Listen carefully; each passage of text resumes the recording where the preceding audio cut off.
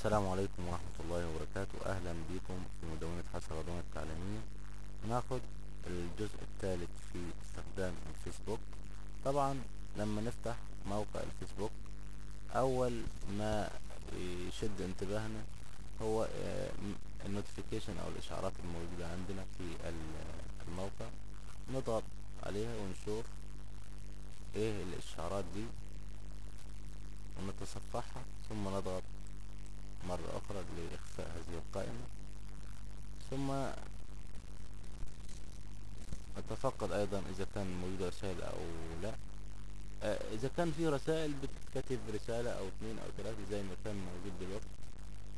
رقم واحد باللون الأحمر ويكون لون زاهي وظاهر.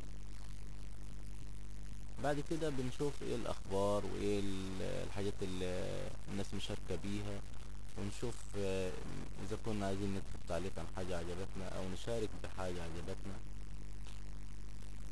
تحت كل منشور بنجد في ثلاث اختيارات او ثلاث حاجات. طبعا بنشوف طبعا المنشور ده نشر من امتى. من بيقول انه ده من حوالي 5 دقايق عدت المنشور ده. هو بنضغط على اعجبني. لو انا معجب بهذا المنشور بضغط على تعليق لو انا عايز اعلق على هذا المنشور. المشاركة لو انا هشارك بهذا المنشور علشان باقي اصدقائي يشوفوا هذا المنشور اللي انا شايفه. فطبعا يعني هنحاول نشارك عشان حضراتكم تشوفوا العملية بتتم ازاي. نضغط على اعجاب، فبيظهر علامة الاعجاب وانه الشخص او انا مثلا معجب بهذا الموضوع او هذا المنشور. تعليق لو انا اكتب تعليق بيظهر الصورة بتاعت البروفايل بتاعي وهذا المربع لكتابة التعليق فيه. فمثلا نكتب تعليق مثلا مناسب لهذا المنشور.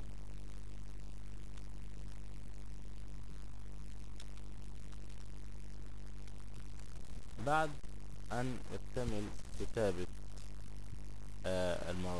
الكتابات التي اريد ان اضعها في هذا التعليق، بضغط على انتر من لوحة المفاتيح، وذلك لإتمام الإدخال. فأجد إنه الإدخال بتاعي أو الموضوع اللي أنا كتبته أو التعليق اللي أنا كتبته بيظهر فوق، وبيظهر مربع حوار تاني لو أنا عايز أكتب حاجة تانية.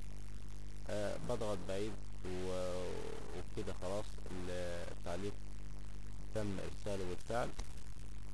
لو أنا عايز أزيل التعليق ده ممكن أزيله عن طريق علامة إكس زي ما حضراتكم شايفين.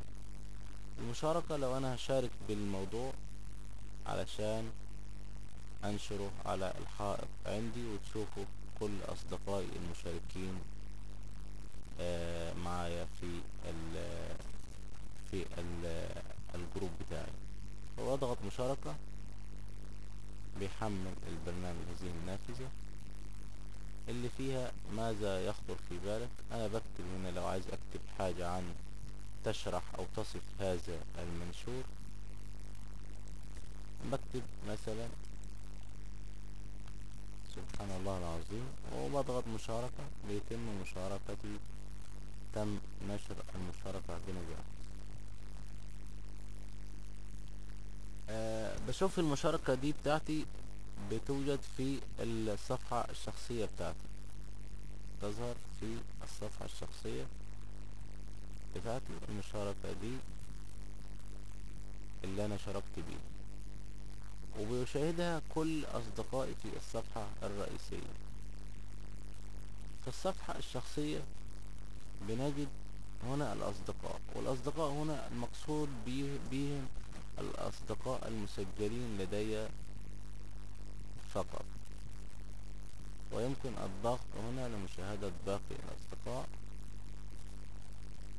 كما نرى، ويمكن البحث عن الأصدقاء بحسب الاسم أو الضغط على هذا السهم لاختيار طرق البحث الأخرى. فممكن البحث حسب المدينة، أو البحث حسب محل السكن، أو البحث حسب المؤسسة التعليمية، أو البحث حسب تفضيلات أخرى.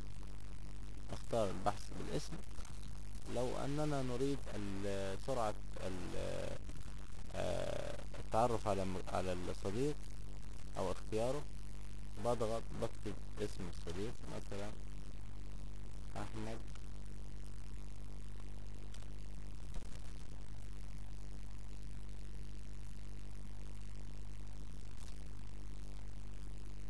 بيحمل كل نتائج البحث المتعلقة بكلمة أحمد.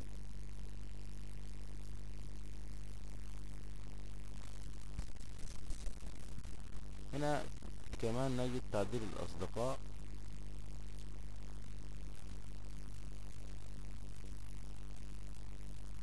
وهو المقصود به إنشاء قائمة تضم الأعضاء.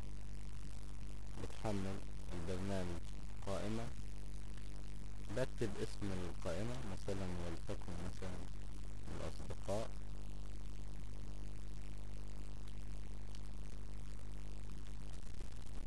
وبختار من مجموعة الأصدقاء اللي أنا عايز أضمهم لهذه القائمة.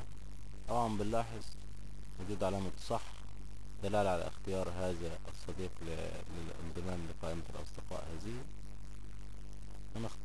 نبدأ نختار.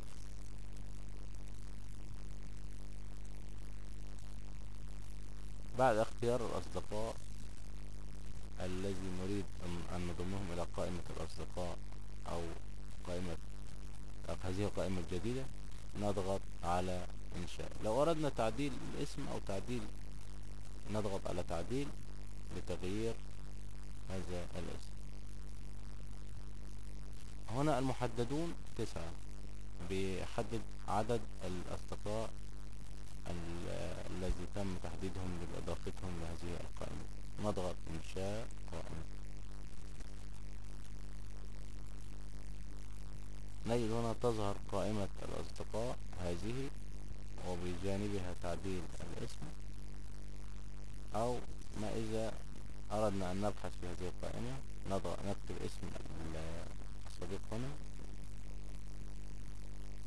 كما أيضا يمكن أن نضيف أصدقاء من قائمة الأصدقاء إلى هذه القائمة.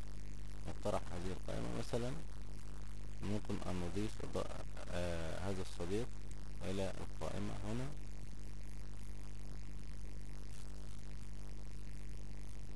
كما تشاهدون، ونضيف أيضا صديق آخر جمال حسن. فإذا كان الصديق مضاف بالفعل، تظهر هذه الرسالة بأن هذا الصديق مضاف بالفعل. مثلا نضيف هذا الصديق.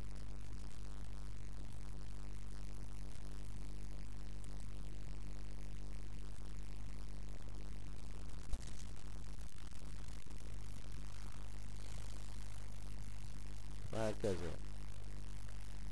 لو أردنا أن نحضر قائمة الأصدقاء جميعها، نضغط على أضف عدة أصدقاء للتحميل، فتظهر قائمة الأصدقاء. أظهر هذا شريط التمرير هذا، وهو للاختيار من هذه القائمة.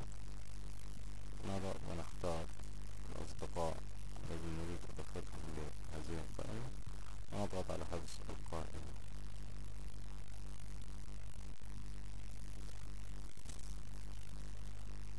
ونكمل إن شاء الله باقي استخدامات الفيسبوك في الدرس الرابع. وشكرا والسلام عليكم.